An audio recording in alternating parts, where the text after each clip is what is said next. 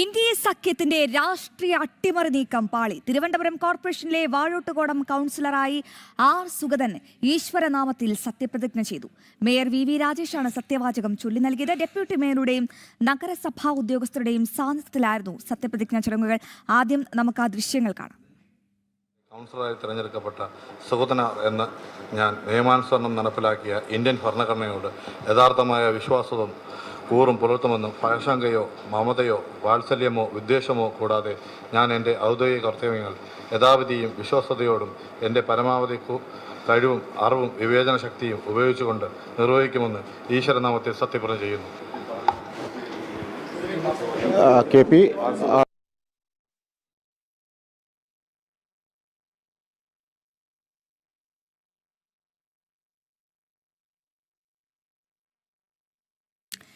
വിവരങ്ങളുമായി മിഥുൻ അയ്യപ്പൻ ചേരുന്നുണ്ട്. മിഥുനെ, എത്ര മനോഹരമായ ജനാധിപത്യത്തിന്റെ വിജയ കാഴ്ചയാണ് നമ്മൾ അവിടെ നിന്നും കണ്ടതല്ലേ?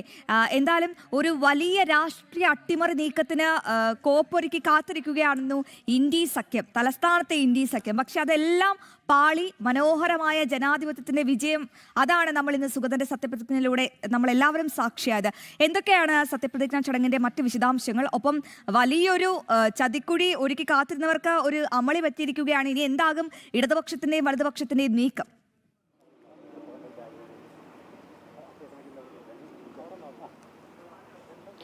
തീർച്ചയായിട്ടും അശ്വതി, ഇതൊരു നാഴികക്കല്ല് തന്നെയാണ് സംഭവിച്ചിരിക്കുന്നത്. ജയിലിൽ ഒരു സത്യപ്രതിജ്ഞ എന്നുള്ളത് പലരും അതൊരു നാണക്കേട് എന്നുള്ള നിലയ്ക്കെല്ലാം വിലയിരുത്തുമ്പോൾ അതൊരു രാഷ്ട്രീയ ഗൂഢാലോചനയ്ക്ക് മേൽ നീതിപീഠവും അതുപോലെ തന്നെ ജനാധിപത്യവും വിജയിക്കുന്ന സുന്ദരമായിട്ടുള്ളൊരു കാഴ്ച എന്നുള്ളത് തന്നെയാണ് ഇന്നത്തെ ഈ സംഭവത്തെ നമ്മൾ എടുത്തു പറയേണ്ടത് എന്നുള്ളതാണ്. കാരണം 288 കിലോമീറ്ററിനപ്പുറത്ത് സത്യപ്രതിജ്ഞ ചെയ്യേണ്ടി വരുന്നു എന്നെല്ലാമാണ് പരിഹസിച്ചിരുന്നത് കോൺഗ്രസും അതുപോലെ തന്നെ കോർപ്പറേഷനിലെ പ്രതിപക്ഷവുമെല്ലാം. പക്ഷേ അത് യഥാർത്ഥത്തിൽ ഇത് ഈ ഗൂഢാലോചനയുടെ ഭാഗമായി ഒരു കോർപ്പറേഷൻ്റെ കോർപ്പറേഷൻ്റെ ഭരണസമിതിയെ അട്ടിമറിക്കാനുള്ള ഒരു ശ്രമം നടക്കുകയും അതിനെ ചെറുത്തു തോൽപ്പിച്ച ഒരു ജനാധിപത്യത്തിൻ്റെ പ്രക്രിയ തന്നെയാണ് ഇപ്പോൾ ഉണ്ടായിരിക്കുന്നത്. തീർച്ചയായിട്ടും ഹൈക്കോടതിയുടെ ഉത്തരവ് അനുസരിച്ച് തന്നെ തീർത്തും ലളിതമായിട്ടുള്ള ചടങ്ങിൽ ജയിൽ വളപ്പിനകത്ത് ജയിലിൻ്റെ ലൈബ്രറി ഹാളിലാണ് ചടങ്ങ് നടന്നത്. 11 മണിയോട് കൂടി തന്നെ ചടങ്ങ് ആരംഭിച്ചു. ആ ചടങ്ങിൽ മേയർ വി രാജേഷ് സത്യവാചകം ചൊല്ലിക്കൊടുത്തു. 20ാം വാർഡ് കൗൺസിലറായിട്ടുള്ള ആർ സുഗതൻ സത്യപ്രതിജ്ഞ ചെയ്തു. ഈശ്വരനാമത്തിലായിരുന്നു സത്യപ്രതിജ്ഞ. കുറച്ച് നിമിഷങ്ങൾ മാത്രം നീണ്ടുനിന്ന ഒരു ചടങ്ങായിരുന്നു. തീർത്തും ലളിതമായിട്ടുള്ള ചടങ്ങിലേക്ക് പരിമിതമായിട്ടുള്ള മാധ്യമപ്രവർത്തകരെയും ക്യാമറകളെയുമാണ് അനുവദിച്ചിരുന്നത്. അത് നിമിഷം കൊണ്ട് തന്നെ അത് പൂർത്തിയാക്കി മേയർ വി രാജേഷും അതുപോലെ തന്നെ ഡെപ്യൂട്ടി മേയർ ആശാനാഥും ഒപ്പം തന്നെ കുറച്ച് കൗൺസിലർമാരും കൂടെ ഉണ്ടായിരുന്നു. അവർ പുറത്തേക്ക് വരികയും ചെയ്തു. അതിനുശേഷം മാധ്യമങ്ങളെ കണ്ട് കൃത്യമായിട്ടുള്ള ഒരു രാഷ്ട്രീയ വിമർശനം തന്നെയാണ് മേയർ വി രാജേഷ് നൽകിയത്. ഇത്തരത്തിലുള്ള സംഭവ വികാസങ്ങളെല്ലാം തന്നെ തങ്ങൾക്കെതിരെയും തങ്ങളുടെ ഭരണസമിതിക്കെതിരെയും ഉണ്ടാകുമെന്നുള്ള ഉറച്ച ബോധ്യമുള്ള ടീം തന്നെയാണ് ഈ കോർപ്പറേഷൻ ഭരിക്കുന്നത്.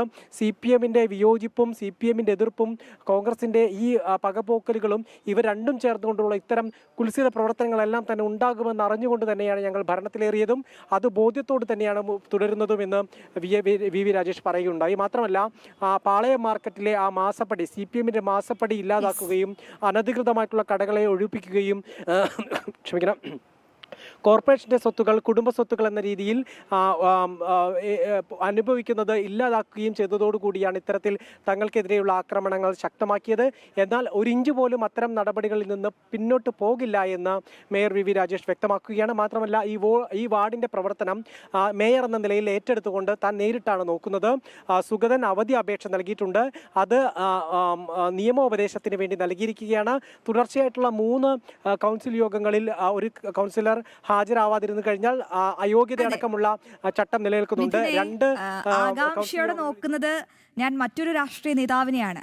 ശബരിനാഥൻ ഇതൊക്കെ കാണുന്നുണ്ടല്ലോ, കേൾക്കുന്നുണ്ടല്ലോ അല്ലേ? വലിയ വീരവാദം നടത്തിയിരുന്നു അദ്ദേഹം മാധ്യമങ്ങളോടക്കം. തന്റെ കൊക്കിന് ജീവൻ ഉണ്ടെങ്കിൽ സുഗതൻ സത്യപ്രതിജ്ഞ ചെയ്യില്ല എന്നായിരുന്നു ശബരിനാഥന്റെ വാദം. എന്തായാലും അദ്ദേഹം ഇതൊക്കെ കേൾക്കുന്നുണ്ടാകും, കാണുന്നുണ്ടാകും അല്ലേ?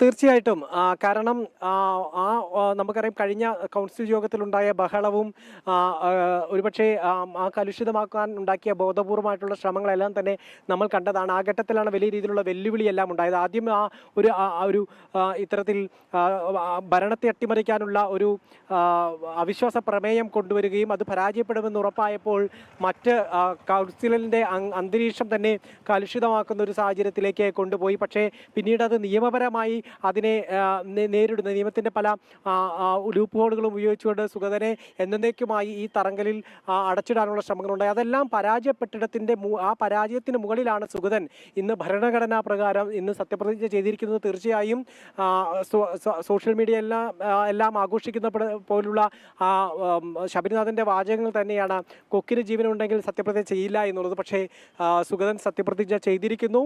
ആ നടപടികളെല്ലാം തന്നെ പൂർത്തിയാക്കിയിരിക്കുന്നു. വൈകാതെ തന്നെ ഈ കാപ്പ അടക്കമുള്ള നടപടികളിലും സുഗതൻ മോചിതനാകുമെന്നുള്ള പ്രതീക്ഷ തന്നെയാണ്.